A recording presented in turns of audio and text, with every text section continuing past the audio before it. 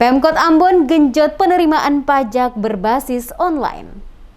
Penerimaan pajak berbasis online diakui memberikan kontribusi bagi pendapatan asli daerah atau PAD. Pemerintah Kota Ambon, peralatan pemantauan pajak online atau dikenal dengan sebutan e-tax yang dipasang pada sejumlah tempat usaha cukup efektif. Kabid Verifikasi Pemumpuan, Pertimbangan Keberatan Validasi dan Pemeriksaan Pajak BPPR Kota Ambon Rudi Helyanan mengatakan, walaupun di tengah situasi pandemik penerimaan pajak masih baik, hal ini karena beberapa tempat usaha seperti hotel dan restoran, tempat hiburan dan lainnya telah terpasang peralatan pemantauan pajak online atau e-tax. Ia mengakui pengawasan dan bimbingan dengan memasang alat pemantau pajak online atau e-tax di hotel dan restoran membuahkan hasil yang baik. Ada peningkatan pendapatan daerah terbukti PAD Kota Ambon pada triwulan pertama tahun 2021 terrealisasi. Pemkot Ambon katanya juga fokus pada sektor pajak lainnya. Selain restoran dan hotel,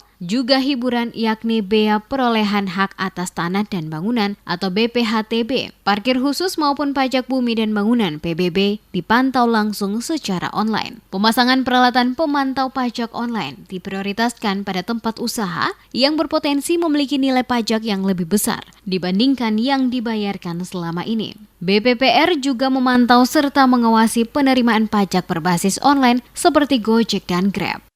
Dalam situasi kondisi pandemi seperti saat ini memang kita sadar sungguh bahwa banyak juga tempat usaha juga yang tutup.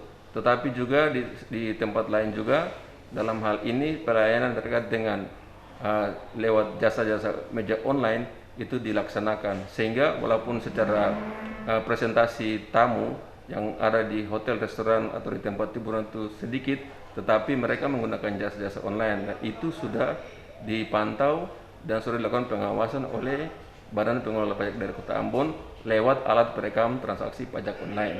Sehingga seluruh transaksi yang terjadi di hotel, restoran maupun di tempat hiburan maupun di tempat-tempat usaha yang lain itu dapat dipantau oleh sistem. Ia mengungkapkan tahun 2020 hingga 2021 menjadi tahun yang berat bagi Pemkot. Target pertumbuhan ekonomi pupus ketika muncul pandemi COVID-19. Kegiatan ekonomi menjadi terhambat kala pembatasan jarak fisik ditetapkan. Diakui situasi pandemi yang belum berakhir di Indonesia, lebih khusus di Kota Ambon, berdampak terhadap berbagai sektor pembangunan. Dampaknya sangat dirasakan para pengusaha seperti restoran, tempat hiburan, hotel, dan lainnya. Secara otomatis pendapatan makin merosot dari biasanya akibat kondisi pandemi COVID-19. Akibat dampak dari pembatasan terjadi penurunan pendapatan dan produktivitas menjadi faktor utama melemahnya ekonomi selain faktor kesehatan. Untuk menopang itu, pemerintah Kota Ambon melakukan relaksasi berbagai kebijakan perpajakan. Akibatnya, penerimaan pajak pun ikut melemah.